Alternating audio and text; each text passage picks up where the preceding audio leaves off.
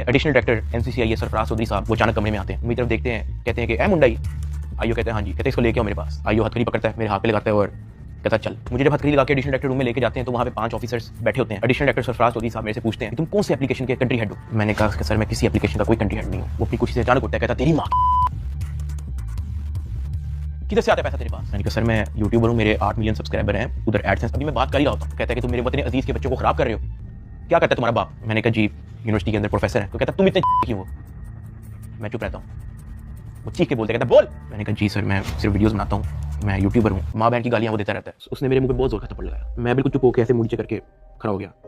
तो कहता मुंह ते कर, मुंह ते कर। अभी मैंने मुंह पर किया नहीं था, वो जोर से चीख के कहता मुंह ते कर। अभी मैंने वो मुंह पर किया था, उसने मुझे दूसरा थप्पड़ लगाया। मैं वहाँ पे बड़ा हेल्पलेस फील कर रहा कि यार मेरे से ऐसा क्या हो गया। मैं भी सोच ही रहा था, उसने मुझे तीसरा थप्पड़ लगाया। मुझे माँ बहन की गालियाँ दी जा रहा है। मैं अपना मुंह नीचे करके खड़ा हुआ तो मेरे थप्पड़ इधर लगता था, फिर वो कहता मुंह पर कर, फिर मेरा थप्पड़ इधर लगता। वो मारी गया जब तक उसका दिल नहीं भरा। मैंने तो गिने भी नहीं है कि उसने मेरे थप्पड़ कितने मारे। फिर वो मुझे कहता कि अपनी टांगे बैंड कर। मैंने अपनी टांगे बैंड कर ली। कहता हाथ ऊपर कर। मैंने अपना हाथ ऊपर कर ली। वो घर में एक वीडियो कॉल लगाता है जो एक बच्चा रिसीव करता है जिसकी एस्टिमेटेड तकरीबन एज होगी 7 साल। एक हाथ में सिगरेट होती है।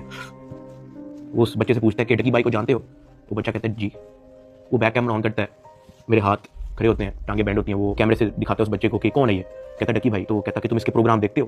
कहता जी। वो पीछे जो प्राइवेट मुलाजिम खड़ा होता है वो बहुत जोर का पीछे थप्पड़ मारता है। सरफराज चौधरी साहब उस 7 साल के बच्चे को कहते हैं ये देखो इसके साथ क्या हो रहा है, आप देखोगे तुम इसका प्रोग्राम। कहता नहीं, चलो फटाफट इसको गालियां दो। बच्चा कहता है कि सरफराज चौधरी साहब कहते हैं और का बच्चा।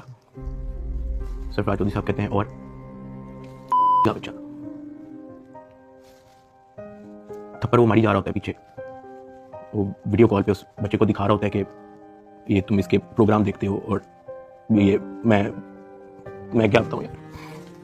खैर मैं तब बड़ा हेल्पलेस होता हूँ। मैं समझ नहीं आती कि मैं क्या करूं और किस तरह इससे निकलूं। मैंने क्या किया ऐसा। खैर वो सरफराज चौधरी कहते हैं कि इसको ले जाओ, इसकी तरीके से तफ्तीश करो। जबकि मैं डे 1 को आया हूँ। मैं सब कुछ मोबाइल का पासवर्ड, मैंने लैपटॉप के पासवर्ड, मैंने जीमेल के पासवर्ड, मैंने एक चीज़ नहीं छोड़ी।